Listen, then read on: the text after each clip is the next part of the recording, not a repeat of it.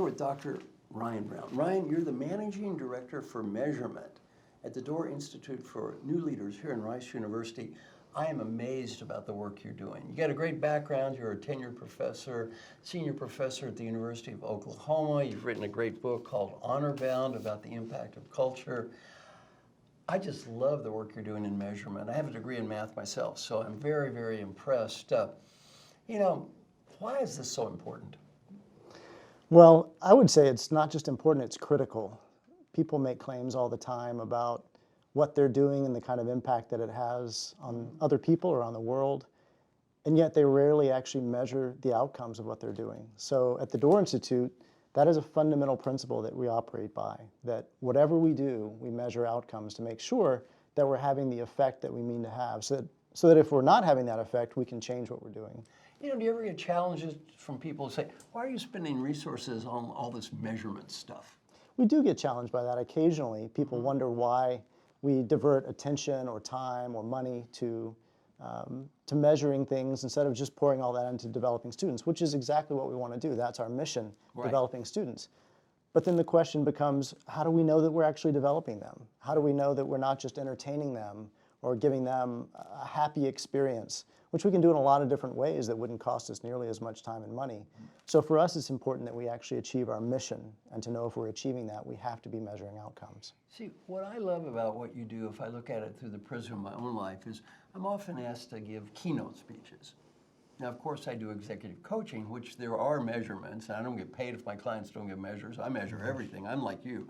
I'm a big fan of measurement. Yet a lot of keynote speeches, there's no measurement. There's no real measure. Did anybody get better? I mean, they went to a program, they were happy with the speaker. That's about it. I love what you're doing because you're really measuring impact. You know what else I like? It keeps the coaches focused. They're not just focused on that short-term good experience. They're focused on making a positive long-term difference. Now, another thing we talked about is this business of evidence-based approaches, and why isn't that good enough? Great question. Anytime we are trying to change something about a person, whether it's their physical health or their mental health or their ability to lead, we can use practices that have been established by someone in some controlled context, and they've shown that this practice changes this outcome.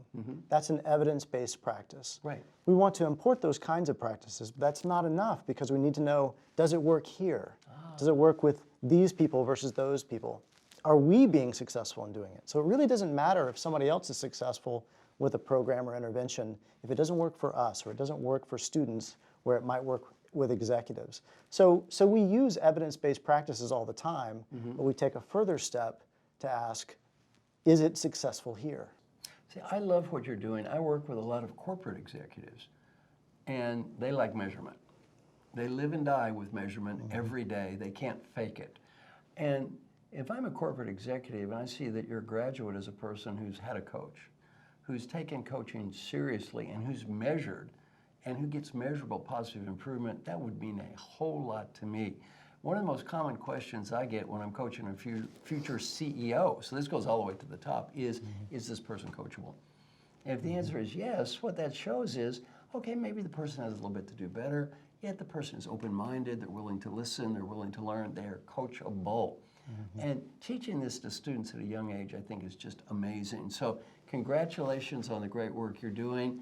As a person with a degree in math, I just love it. And I think what you're doing is completely unique. So congratulations. Thank you, Marshall. I appreciate it.